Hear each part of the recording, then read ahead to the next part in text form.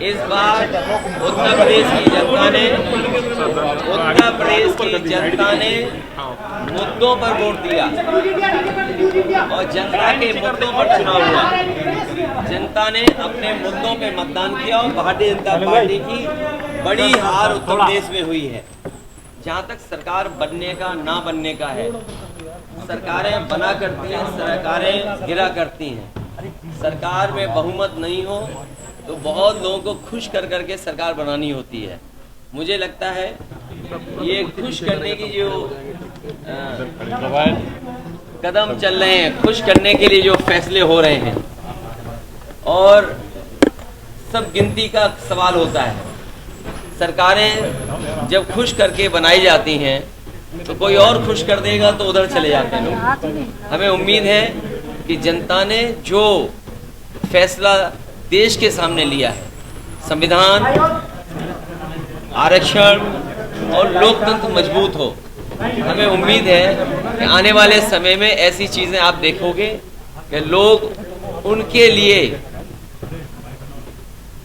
साथ खड़े दिखाई देंगे। अयोध्या से भी आप लोगों को जीत मिली है।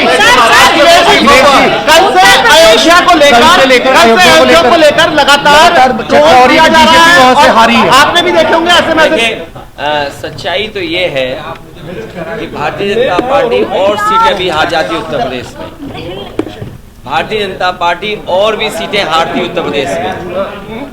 आप जब अयोध्या का नाम ले रहे हैं, अयोध्या की जनता का मैं धन्यवाद देता हूं। अयोध्या की जनता का दुख दर्द आपने भी समय समय पर देखा होगा।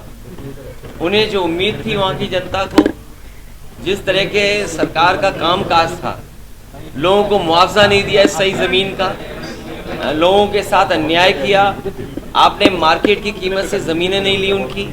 जब लैंड एक्विजिशन करने के लिए आप चले तो आपने दबाव बना करके, झूठे मुकदमे लगा करके उनसे जमीन छीन ली। न जाने कितने व्यापारियों को आपने दुख संकट पहुंचाया जो 100 साल से रह रहे थे, 100 साल से लोग रह रहे थे। ऐसे भी परिवार हैं जो अपनी गाय भैंस के साथ, जानवरों के साथ 100 साल से रह रहे थे, आपने उन्हें उजाड़ दिया। आप किसी पुण्य काम के लिए आप गरीबों को उजाड़ रहे हैं। तो इसीलिए मैं समझता हूँ अयोध्या और आसपास की जनता ने भारतीय जनता पार्टी के खिलाफ मतदान किया। मुख्यमंत्री आ जा रहे हैं, योगी आदित्यनाथ दिल्ली आ रहे हैं, उनको तलब किया गया है। अगर दिल्ली आ रहे हैं तो मेरा आपसे निवेदन है, दिल्ली में रोक लो, यूपी क्यों भेजते वापस। सर अब आपकी सीट जो विधानसभा की सीट है उससे कौन चुनाव लड़ेंगे सर? आप आपका मन हो तो बताओ, हम लड़ा दें आपको। अगले जी सीधा सवाल है, क्या अभी कोई स्थिति आप देखते हैं इंडिया गठबंधन की सरकार? मैंने आपसे कहा कि खुश करने से सरकारें बन रही हैं, तो कोई खुश और भी कर सकता है। सर कल खड़गे जी ने कहा वेट एंड वॉच, अभी उम्मीद बाकी है। खड़गे जी ने कहा वेट एंड वॉच। लोकतंत्र में और गिनती जब होती है तो आस उम्मीद कभी खत्म नहीं होनी चाहिए। आस हमेशा बनी रहनी चाहिए, उम्मीद हमेशा रहनी चाहिए। पार्लियामेंट में रणनीति क्या रहेगी आपकी? पार्लियामेंट की रणनीति क्या डिस्कस हुई कल सर? अभी बता दें आपको। बिल्कुल सर। सर आप दिल्ली में, सर अभी तक उत्तर प्रदेश में हार की जिम्मेदारी भारतीय जनता पार्टी में से किसी ने नहीं लिया है। मैं एक बार फिर अपने मीडिया कर्मियों का धन्यवाद देता हूं, क्योंकि जो मैं लगातार कहता था कि मंत्रिमंडल बदल जाए, मीडिया मंडल बदल जाए, कुछ चीजें नहीं बदल पाई हैं। अखिलेश जी, जयंत जी से बातचीत करेंगे आप लोग अगर जरूरत पड़ी तो? नौकरी का सवाल पे क्या देखते हैं? मैं समझता हूँ अग्निवीर व्यवस्था तुरंत खत्म होनी चाहिए। जयंत जी से बातचीत करेंगे। सरकार को स्वीकार करना चाहिए कि उनकी गलती है कि उन्हें अग्निवीर जैसी व्यवस्था नहीं लानी चाहिए। न केवल अग्निवीर व्यवस्था खत्म होनी चाहिए, बल्कि बहुत से नौजवान जिनको रोजगार नहीं मिल पाया, फौज में जाना चाहते थे, उन्हें उम्र की छूट भी देनी चाहिए।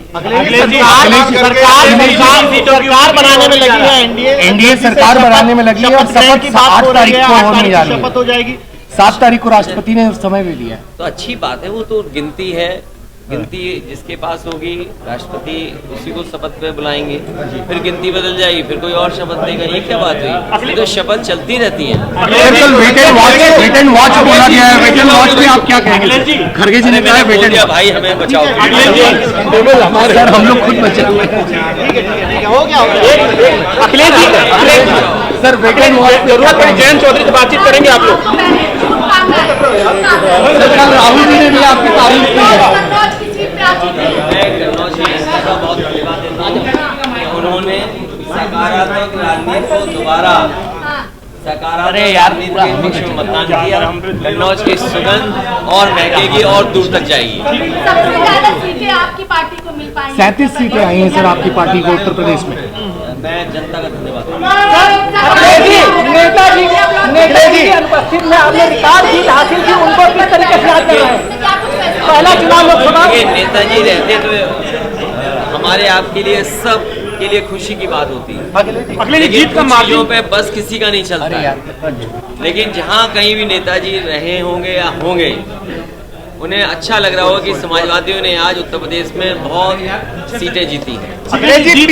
बहुत ज्यादा आपने पहले दिन से लेकर आज चुनाव के आखिरी दिन तक पीडीए फैक्टर कहा, आपको लग रहा है वही की फैक्टर भी बना?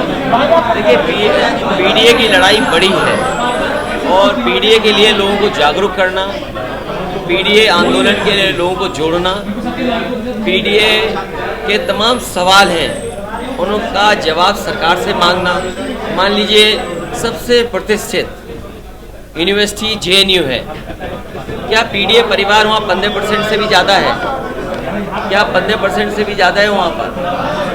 मान लीजिए और प्रतिष्ठित इंस्टीट्यूशंस हैं, उसमें पीडीए परिवार के लोग कितने हैं?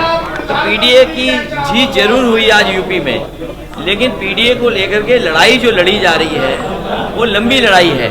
जो बाबा साहब भीमराव अम्बेडकर जी लड़ते थे, डॉक्टर राम मनोहर लोहिया जी ने जो अपने जीवन भर लड़ने का काम किया, नेताजी ने वो रास्ता हम लोगों को दिखाया है, उस रास्ते पे लगातार हम लोग चलेंगे। सर कोई बातचीत करेंगे जब जरूरत पड़ी तो जयंत जी से बात करेंगे आप, चंद्रबाबू से मिलाएंगे। अखिलेश जी, हो गया